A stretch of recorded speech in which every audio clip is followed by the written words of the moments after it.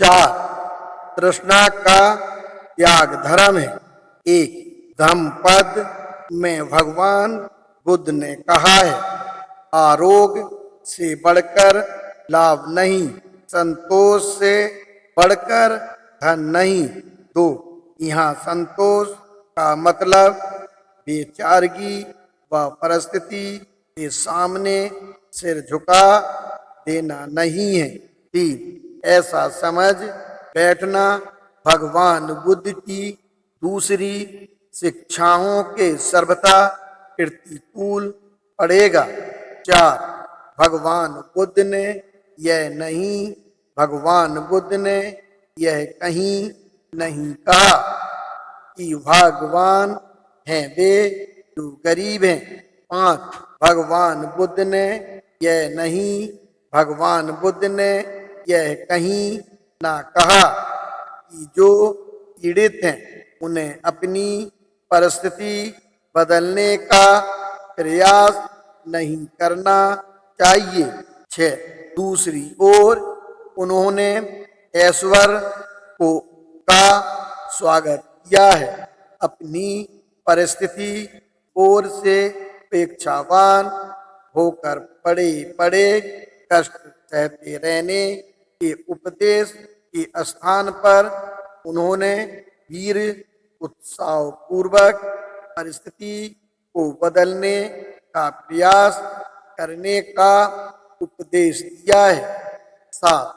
जब भगवान बुद्ध ने यह कहा कि संतोष सबसे बड़ा धन है, तो उनके कहने का अभिप्राय यही था, आदमी को लोभ के वशीभूत नहीं होना चाहिए, जिसकी कहीं कोई सीमा नहीं।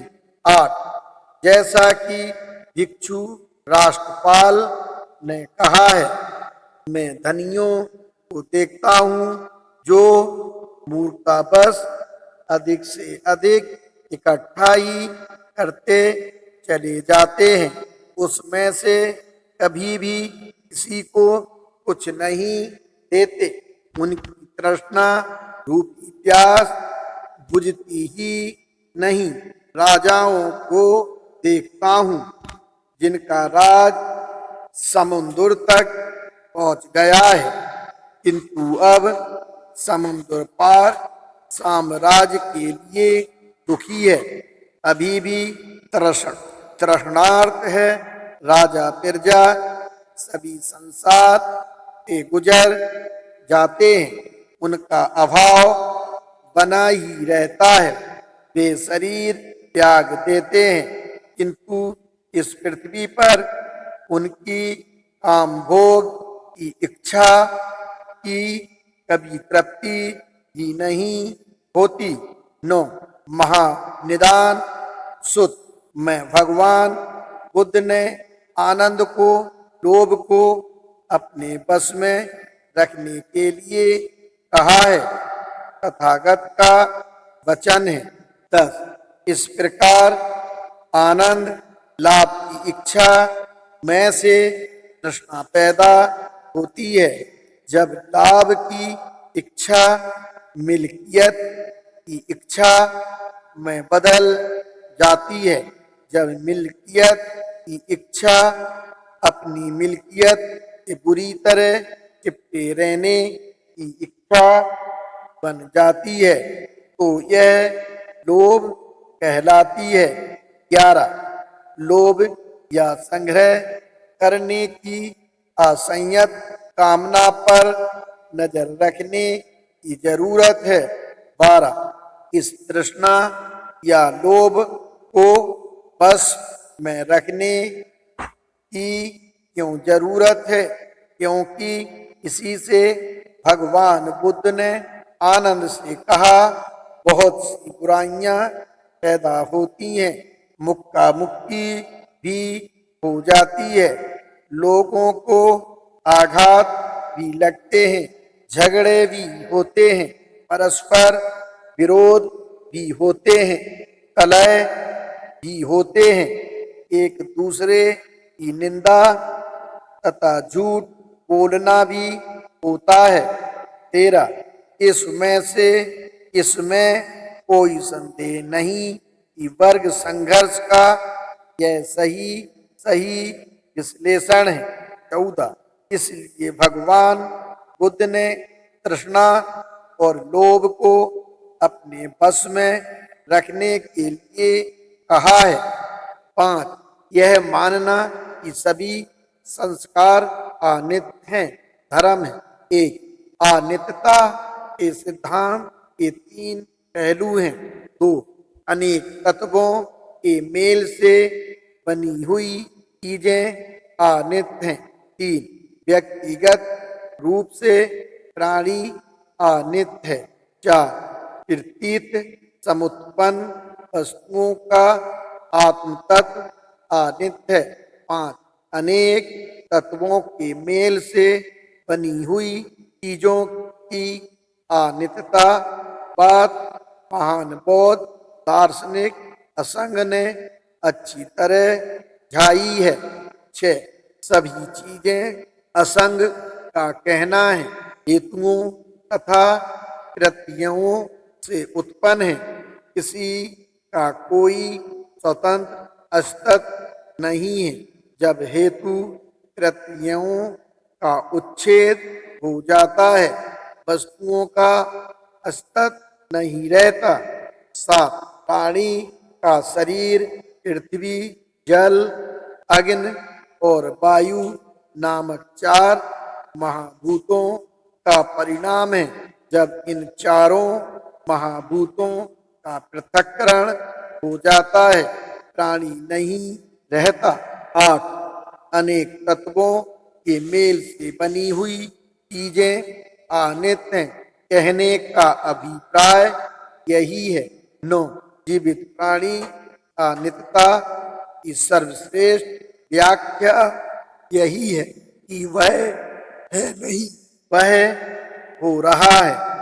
10 इस अर्थ में भूतकाल का प्राणी अपना जीवन व्यतीत कर चुका ना वह वर्तमान में कर रहा है और ना भविष्य में करेगा। भविष्यत काल का प्राणी रहेगा लेकिन ना रहा है और ना रहता है। वर्तमान काल का प्राणी रहता है लेकिन ना रहा है और ना रहेगा। 11 संक्षेप यही है कि मानव निरंतर परिवर्तनशील है निरंतर संवर्धनशील है। वह अपने जीवन के 2 भिन्न क्षणों में भी एक नहीं है। 12 इस सिद्धांत का तीसरा पहलू एक सामान्य आदमी के लिए समझ सकना कुछ कठिन है। 13 यह समझ लेना कि आदमी किसी न किसी दिन अवश्य मर जाएगा बड़ा आसान है। 14 किंतु यह समझ सकना कि किस प्रकार एक प्राणी जीते जी परिवर्तित होता रहता है उतना ही आसान नहीं। 15 यह कैसे संभव है। भगवान बुद्ध का उत्तर था यह इसलिए संभव है हर चीज अनित्य है। 16 आगे चलकर इसी अनित्यता के सिद्धांत ने शून्यवाद का रूप ग्रहण कर लिया है। सतबोध शून्यता का मतलब 16 आने निषेध नहीं है। इसका मतलब इतना ही है कि संसार में जो कुछ है वह प्रतिक्षण बदल रहा है। 18 बहुत कम लोग इस बात को समझ पाते हैं कि शून्यता के ही कारण सभी कुछ संभव है। इसके बिना संसार में कुछ भी संभव नहीं रहेगा।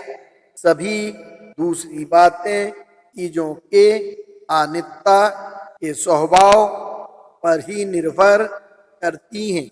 19 यदि चीजें परिवर्तनशील ना हो बल्कि अस्थायी और अपरिवर्तनशील हो, तब एक रूप से किसी दूसरे रूप में जीवन का सारा विकास ही रुक जाएगा। किसी में कुछ भी परिवर्तन ना हो सकेगा, किसी की कुछ भी उन्नति ना हो सकेगी। 20 यदि आदमी मर जाते या उनमें परिवर्तन आ जाता और फिर वे सब की अवस्था में अपरिवर्तित में रहते तो क्या हालत होती?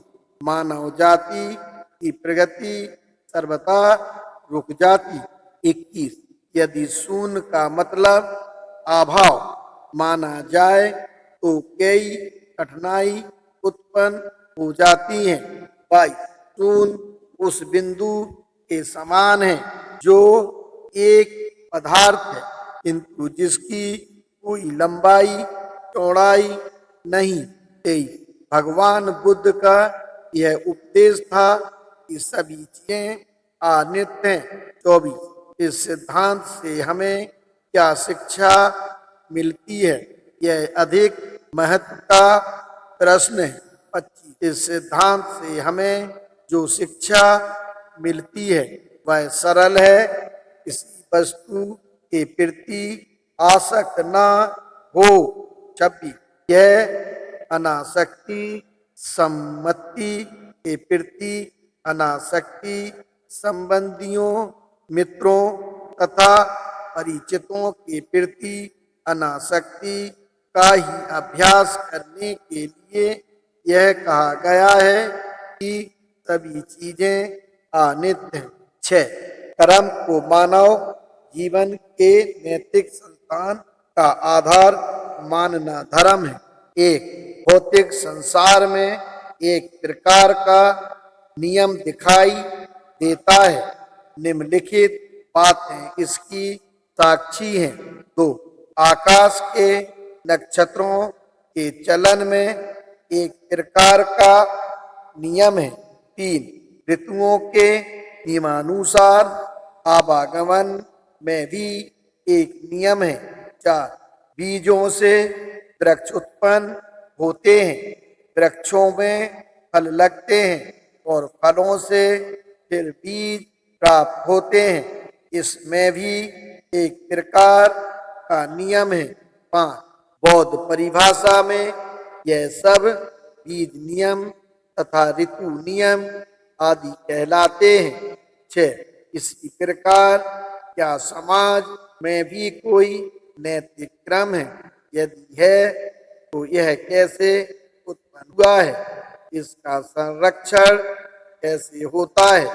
7 जो ईश्वर में विश्वास रखते हैं उन्हें इस प्रश्न का उत्तर देने में कोई कठिनाई नहीं है, उनका उत्तर सरल है। 8 उनका कहना है संसार का नैतिक क्रम ईश्वर रेक्षा का परिणाम है। ईश्वर ने संसार को जन्म दिया है और ईश्वर ही संसार का कर्ता धर्ता है, वही भौतिक तथा नैतिक नियमों का रचयिता भी है। 9 उनका कहना है नैतिक नियम आदमी की भलाई के लिए हैं क्योंकि वे ईश्वर की आज्ञा है। आदमी को अपने रचयिता ईश्वर आज्ञाओं का पालन करना ही पड़ेगा और यह ईश्वर की आज्ञाओं का पालन ही है जो संसार को चलाता है। 10 संसार का नैतिक संस्थान ईश्वर इच्छा का परिणाम है, इसके पक्ष में यही तर्क दिया जाता है। 11 लेकिन यह व्याख्या किसी भी तरह संतोषजनक नहीं है क्योंकि यदि ईश्वर नैतिक नियमों का जनक है और यदि ईश्वर की नैतिक नियमों का आरंभ और अवसान है और यदि आदमी ईश्वर की आज्ञाओं का पालन करने के लिए मजबूर है तो संसार में इतनी नैतिक अराजकता व अनैतिकता क्यों है? 12 इस ईश्वरीय नियम के पास कौन सी शक्ति है? इस ईश्वरीय नियम का व्यक्ति पर कौन सा अधिकार है? ये महत्वपूर्ण प्रश्न है। लेकिन जो लोग यह मानते हैं कि संसार का नैतिक संस्थान ईश्वर इच्छा का परिणाम है, उनके पास इन प्रश्नों का कोई संतोषजनक उत्तर नहीं। 13 इन कठिनाइयों पर पार करने के लिए बात कुछ थोड़ी बदल दी गई है। 14 अब यह कहा जाने लगा है, निसंदेह ईश्वर की इच्छा से ही सृष्टि अस्तित्व में आई। यह भी सत्य है कि प्रकृति ने ईश्वर की इच्छा और मार्गदर्शन के अनुसार अपना कार्य आरंभ किया। यह भी सत्य है उसने प्रकृति को एक ही बार वह सब शक्ति प्रदान कर दी जो अब उसकी समस्त क्रियाशीलता के मूल में है। 15 लेकिन इसके बाद ईश्वर ने प्रकृति को स्वतंत्र छोड़ दिया है, वह शुरू में उसी बनाए हुए नियमों के अनुसार कार्य करती रहे। 16 इसलिए अब यदि ईश्वर इच्छा या ईश्वर की आज्ञा के अनुसार कार्य नहीं होता तो अब इसमें ईश्वर का कोई दोष नहीं, सारा दोष प्रकृति का है। 17 लेकिन सिद्धांत में इस तरह थोड़ा परिवर्तन कर देने से काम नहीं चलता। इससे केवल इतना ही होता है कि ईश्वर पर कोई जिम्मेदारी नहीं रहती, लेकिन तब प्रश्न पैदा होता है कि ईश्वर ने यह काम प्रकृति को क्यों सौंपा है कि वह उसके बनाए नियमों का पालन कराए। इस प्रकार के अनुपस्थिति, इस प्रकार के निकम्मे ईश्वर का क्या प्रयोजन है? 18 इस प्रश्न का कि संसार का नैतिक क्रम कैसे सुरक्षित है, जो उत्तर बुद्ध ने दिया है वह सर्वथा भिन्न है। 19 तथागत का उत्तर है, विश्व के नैतिक क्रम के बनाए रखने वाला कोई ईश्वर नहीं है, वह कर्म नियम ही है जो विश्व के नैतिक क्रम को बनाए हुए है। 20 विश्व का नैतिक क्रम चाहे भला हो चाहे बुरा हो, लेकिन भगवान बुद्ध के उपदेशानुसार जैसा भी वह है वह आदमी पर निर्भर करता है और किसी पर नहीं। 21 कर्म का मतलब है मनुष्य द्वारा किए जाने वाला कर्म और विपाक का मतलब है उसका परिणाम। यदि नैतिक कर्म बुरा है तो इसका मतलब है कि आदमी बुरा अकुशल कर्म करता है। यदि नैतिक कर्म अच्छा है तो इसका मतलब है आदमी भला कुशल कर्म करता है। 22 बुद्ध ने केवल कम कर्म की ही बात नहीं कही, उन्होंने कम कर्म नियम की भी बात कही है, अर्थात कर्म के कानून की। 23 कर्म के नियम से बुद्ध का अभिप्राय था कि यह अनिवार्य है कि कर्म का परिणाम की प्रकार उसका पीछा करे, जैसे रात दिन का करती है। यह एक कानून है।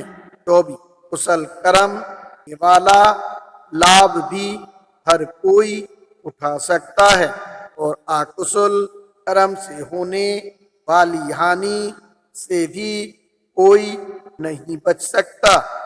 25 इसलिए भगवान बुद्ध की देशना ही कुशल कर्म करो ताकि उससे नैतिक कर्म को सहारा मिले और उससे मानवता लाभान्वित हो।